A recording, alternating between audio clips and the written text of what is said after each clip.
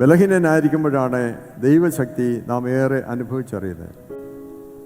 ബലഹീനമായ സമയത്ത് ദൈവത്തിന് സ്തുതി പറയാൻ കഴിയണം. രോഗത്തിൻ്റെ മധ്യത്തിൽ ദൈവമേ ഈ രോഗം വന്നത് നന്നായി. ഒരു ബലഹീനമായ അവസരത്തിൽ, ഒരു വേർപാടിൻ്റെ മധ്യത്തിൽ താങ്ക് യു ജീസസ്, നന്ദി ദൈവമേ നന്ദി എന്ന് ദൈവത്തോട് പറയാൻ നമുക്ക് കഴിയണം. കൃപ എന്നുള്ളത് ദൈവത്തെ തിരിച്ചറിയാൻ നമ്മെ സഹായിക്കുന്ന ഒന്നാണ്. കഷ്ടതയിൽ പാട്ടുപാടുവാൻ, നഷ്ടം അതിൽ കൊണ്ടാടുവാൻ കൃപ ചെയ്യുന്ന ഒരു ദൈവത്തിലുള്ള വിശ്വാസത്തിൻ്റെ വർധനവാണ് ഓരോ ദുഃഖവേളകളിലും പ്രയാസങ്ങളുടെ മധ്യത്തിലും ദൈവം നമുക്ക് വെളിപ്പെടുത്തി തരുന്നത്.